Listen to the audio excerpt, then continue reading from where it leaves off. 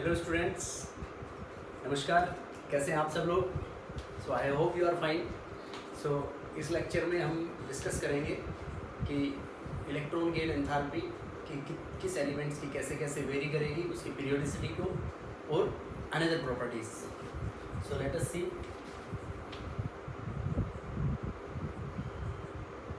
Electron gain enthalpy EG. तो EG जो group 18 elements है, ग्रुप 18 एलिमेंट्स की जो ईजी को हम ऐसे लिख सकते हैं इलेक्ट्रॉन गेन एंथैल्पी। तो ये क्या होगी? पॉजिटिव होगी। क्यों होगी पॉजिटिव? कि because of fully filled stable configuration.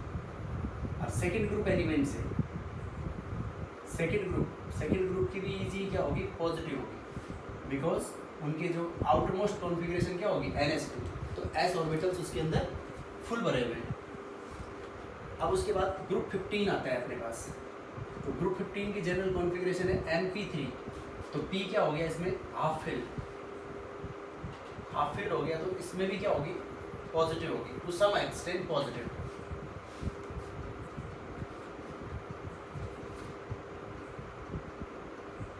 So period ये इस तरीके से हम डिसाइड करेंगे, क्योंकि इसके अंदर रेगुलर पीरियोडिसिटी नहीं होगी।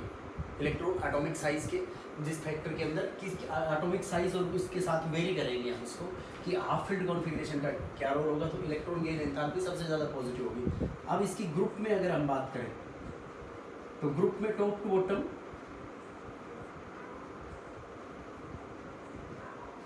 Becomes less negative. Top to bottom ये क्या हो जाएगी? लेस नेगेटिव हो जाएगी। इसका मतलब उनकी इलेक्ट्रॉन्स की लेने की टेंडेंसी कम होगी। अब इसके अंदर ग्रुप 16 में बात करें, ऑक्सीजन और सल्फर, हम कह रहे हैं लेस नेगेटिव, लेकिन सल्फर की मोर नेगेटिव होगी। 17 में बात करें फ्लोरीन और क्लोरीन, तो क्लोरीन की मोर नेगेटिव होगी। अब देखो top to bottom becomes less negative और ये यहाँ पे मोर नेगेटिव हो रही है। तो कॉन्ट्राडिक्टरी बात है। तो इसके अंदर क्या होगा बेटा? जैसे फ्लोरीन के ऊपर इसके आउटर मोस्ट शेल में 7 इलेक्ट्रॉन है, ऑक्सीजन के ऊपर 6 है, क्लोरीन पे भी 7 है, सल्फर में 6 है। तो लेकिन इसकी जो साइज है, फ्लोरीन और ऑक्सीजन की साइज छोटी है, तो इलेक्ट्रॉन डेंसिटी होगी ज़्यादा। तो इनकमिंग इलेक्ट्रॉन इनके कंपैरिजन में इतनी इजीली अट्रैक्ट नहीं हो पाएंगे, because size of oxygen and fluorine is less small,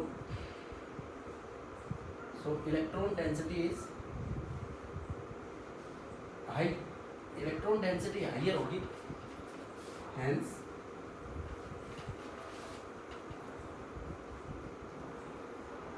incoming electron cannot be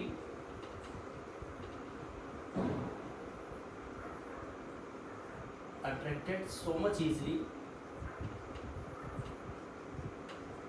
as sulphur और क्लोरीन। सल्फर और इसलिए इनकी इलेक्ट्रॉन गेन एंथैल्पी क्या होगी? इनसे मोर नेगेटिव होगी। Now next property is sixth, electronegativity.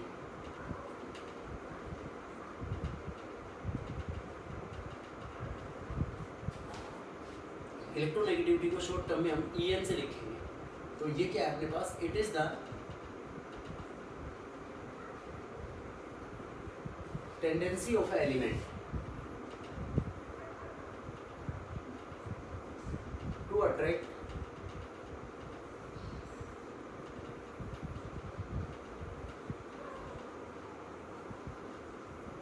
electronegativity is the tendency of an element to attract shared pair of bonded electrons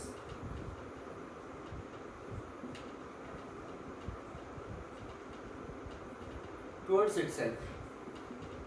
ये एक एलिमेंट की टेंडेंसी होगी कि अपनी तरफ जो शेयर्ड पेयर ऑफ इलेक्ट्रॉन्स हैं उनको अट्रैक्ट करें। तो इसके अंदर फैक्टर्स जो होंगे affecting electronegativity, electronegativity is inversely proportional to size, inversely proportional to screening effect, directly proportional to Z effective, directly proportional to the positive charge बोल सकते हैं, direct inversely proportional to the negative charge भी बोल सकते हैं। और एक factor है जो आपके स्कोप से बाहर है अभी, वो आएगा is directly proportional to the S character.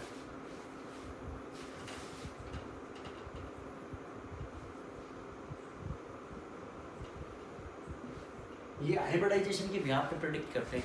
S character जैसे अभी आप जैसे ऐसे समझ लो sp हाइब्रिडाइजेशन है, एक sp2 है, एक sp3 है, तो इसमें s कैरेक्टर 50% है, इसमें 33.33% है और इसमें 25% है। तो इसमें इसकी सबसे ज़्यादा ये है क्योंकि इसमें s कैरेक्टर ज़्यादा होगा। s कैरेक्टर मतलब s इलेक्ट्रॉन्स क्लोजर होंगे न्यूक्लियस के, तो उनको टाइटली अट्रैक्ट करके रखेगा, तो इसलिए इलेक्ट्रोनेगेटिविटी क्या होगी उसकी ज़्यादा होगी। इस तरीके से हम इसको इलेक्ट्रोनेगेटिविटी को डिफाइन करेंगे।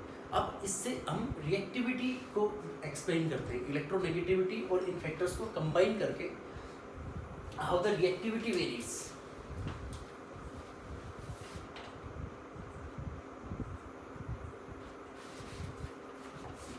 इसकी पीरियोडिसिटी फिर जनरली क्या बोल देंगे, periodicity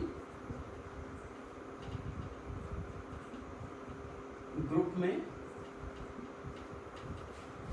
top to bottom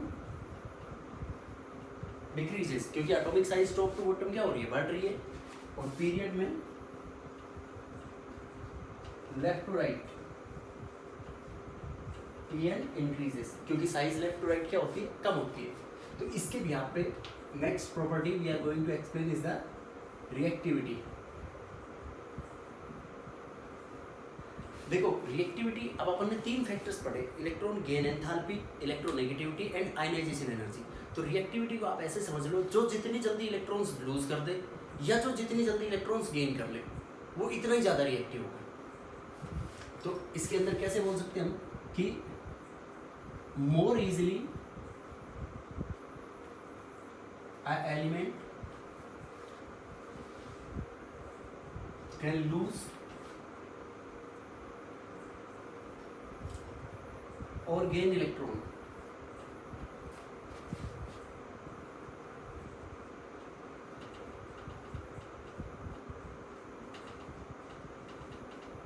more will be the reactivity. कोई जितनी जल्दी इलेक्ट्रॉन्स लूज करेगा या गेन करेगा तो रिएक्टिविटी मोर होगी। फॉर एग्जांपल इन ग्रुप, देखो बेटा ग्रुप में टॉप टू बॉटम हमने क्या कहा, एटॉमिक साइज बढ़ रही है, तो आयनाइजेशन एंथैल्पी मेटल्स के केस में क्या होगा, ionisation energy top to bottom कम होगी, मतलब tendency to lose electrons, easily electrons lose कर सकते हैं, इसका मतलब रिएक्टिविटी इंक्रीजेस। तो ग्रुप में top to bottom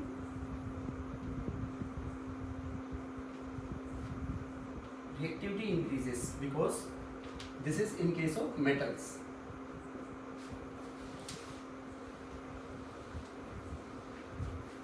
Because tendency to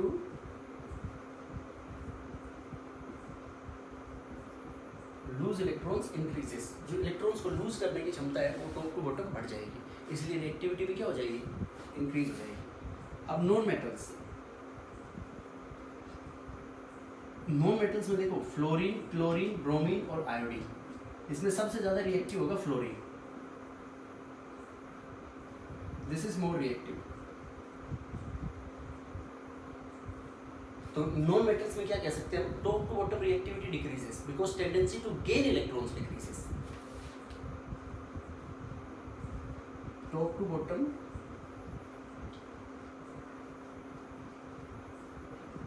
reactivity decreases because tendency to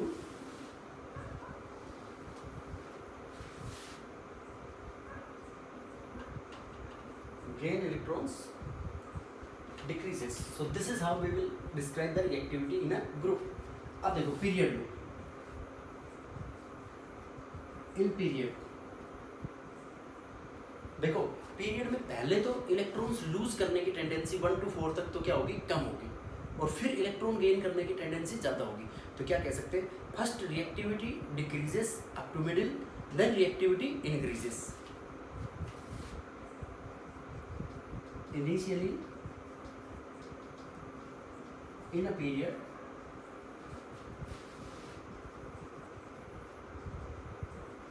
reactivity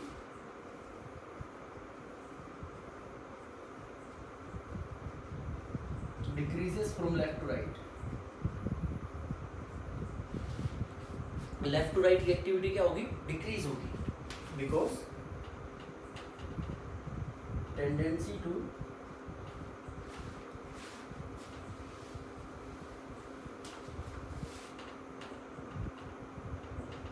lose electrons decreases. Then after middle, बीच में आने के बाद reactivity increases.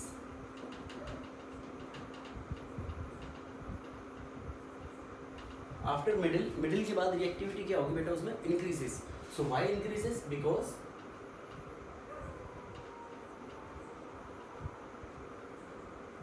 Because tendency to gain electrons increases. अब जो ग्रुप 18 एलिमेंट्स है, group 18 जो होंगे अपने पास, उनको क्या बोलेंगे हम? Least reactive. क्यों बोलेंगे least reactive? Because they neither gain electron nor lose electron due to fully filled configurations.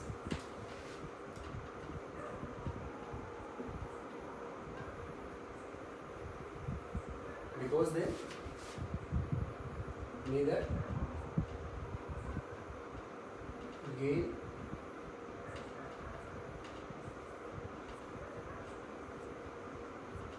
nor lose electron.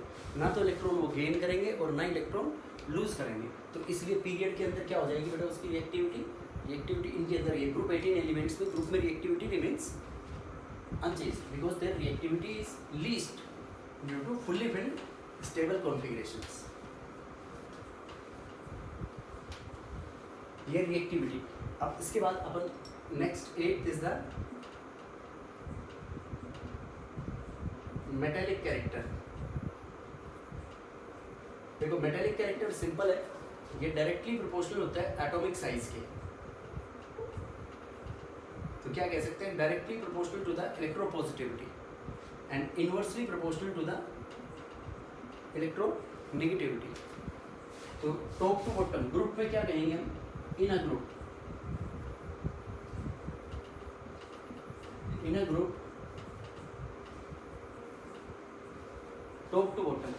top to bottom in a group metallic character increases.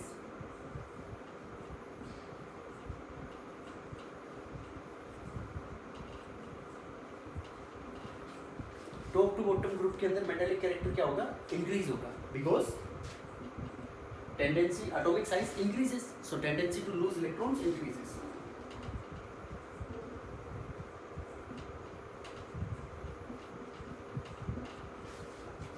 Period.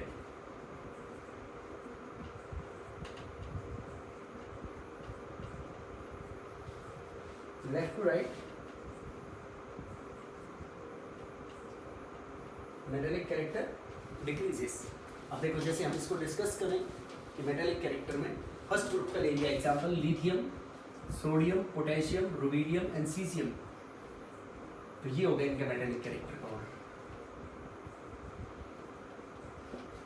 अब lithium, beryllium, boron, carbon, nitrogen, oxygen, fluorine. So this will be the order of metallic character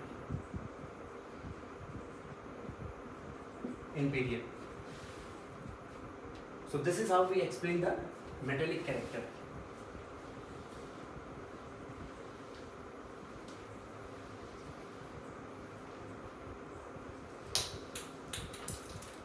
So now last 9th is nature of oxides. देखो nature of oxides, ये basic character is directly proportional to metallic character and acidic character is directly proportional to the non metallic character. तो देखो अपन इसके अंदर discuss करें कि सबसे पहले मान लो अपने पास पीरियड में Li2 है, लिथियम की ऑक्साइड है, फिर beryllium oxide, boron oxide, carbon dioxide, dinitrogen pentoxide, SO3,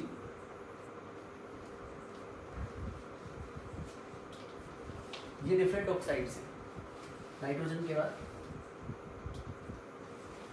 ये इस ग्रुप के अंदर। तो देखो यहाँ से यहाँ तक अपने पास नॉन मेटेलिक कैरेक्टर बढ़ रहा है, तो नॉन मेटेलिक कैरेक्टर बढ़ रहा है, तो इसके अंदर क्या कहेंगे हम यहाँ पे, एसिडिक कैरेक्टर इंक्रीजेस। तो क्या हो जाएगा, बेसिक कैरेक्टर डिक्रीजेस। अब ग्रुप में अगर बात करें जैसे Li2O, Na2O, K2O, Rb2O, CS2O, तो इसके अंदर top to bottom basic character increases, top to bottom metallic character increases. तो मेटालिक कैरेक्टर इंक्रीज होगा, देन क्या कह सकते हैं हम, basic character also increases. Basic strength भी इनकी क्या होगी, इंक्रीज होगा। Their nature remain same but their strength, basic strength will increase as we move from top to bottom. जैसे अब अपने पास ये क्लोरीन की ऑक्साइड ले लें, यहाँ पे हम क्लोरीन से पहले आ गया अपने पास sulphur, SO3 P2O5, phosphorus pentoxide SO3 P2O5 SO3 and Cl2O7। तो इसमें ये सबसे ज़्यादा एसिडिक होगा, क्योंकि यहाँ से यहाँ तक क्या हो रहा है, non metallic character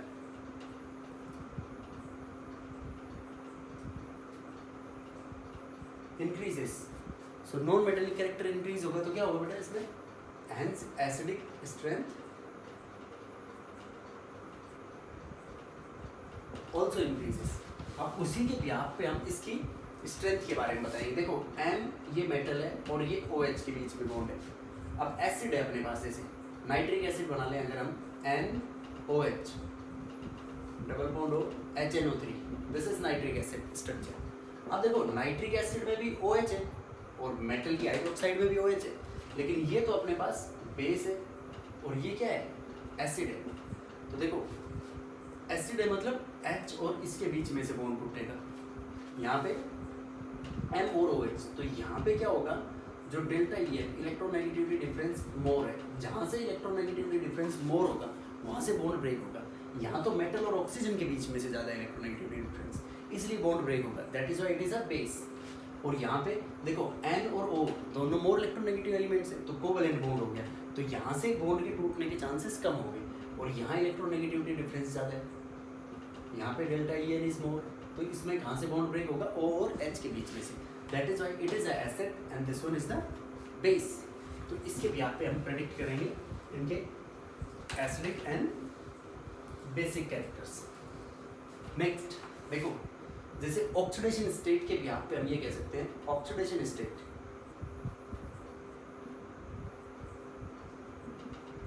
is directly proportional to the